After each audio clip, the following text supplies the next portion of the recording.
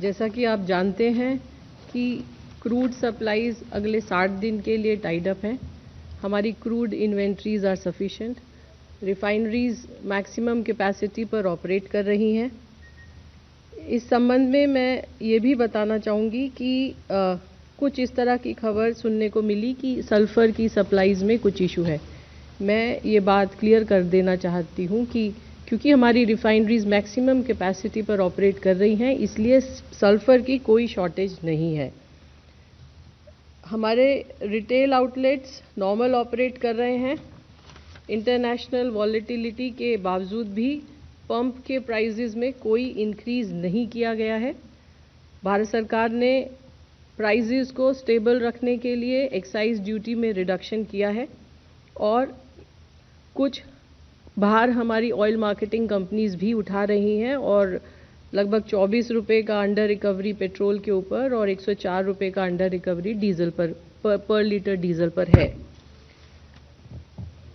इसके अलावा natural gas की सप्लाई डोमेस्टिक कंज्यूमर्स को 100% एश्योर्ड है और जैसा कि मैं आपको बताती आ रही हूं कि भारत सरकार ने पीएनजी के एक्सपेंशन के लिए कई सारे कदम उठाए हैं। ये इसलिए भी ज़रूरी है कि इससे हमारे एलपीजी के ऊपर जो प्रेशर है वो ईज आउट होगा। इसी क्रम में आपको मैं याद दिलाना चाहूँगी कि भारत सरकार ने एक ऑर्डर इशू किया था और जिसमें ये कहा था कि 10% एडिशनल कमर्शियल एलपीजी दी जाएगी अगर state government ease of doing business के द्वारा पीएनजी एक्सपेंशन को प्रमोट करेंगे। इस संबंध में मैं ये बताना चाहूँगी कि लगभग 8 स्टेट्स और 8 स्टेट्स को एडिशनल एलोकेशन दिया जा रहा है और 3 स्टेट से एप्लीकेशन आया है जो अंडर कंसीडरेशन है।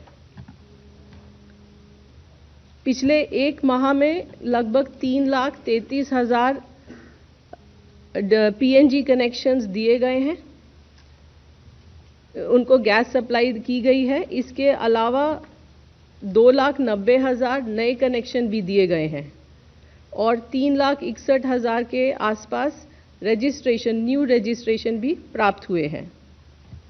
एलपीजी के सप्लाई के संबंध में मैं ये बताना चाहूँगी कि पेट्रोल और डीजल की तरह ही इंटरनेशनल वॉलेटिलिटी के बावजूद प्राइसेस आर स्टेबल। कोई एलपीजी घरेलू सिलेंडर के दाम में कोई इंक्रीज नहीं किया गया है। किसी भी डिस्ट्रीब्यूटर पर ड्राई आउट नहीं है और सभी डिस्ट्रीब्यूटर्स के पास पर्याप्त एलपीजी उपलब्ध है। लगभग 95% रिफिल बुकिंग ऑनलाइन प्राप्त हो रही है और लगभग 85% डिलीवरी ऑथेंटिकेशन कोड के द्वारा दी जा रही है।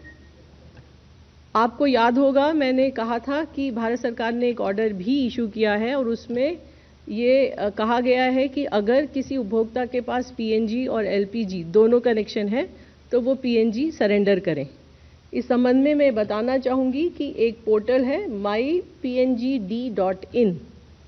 इस पोर्टल पर उपलब्ध इंफॉर्मेशन के अकॉर्डिंग लगभग 12,400 लोगों ने एलपीजी कनेक्शंस को सरेंडर किया है।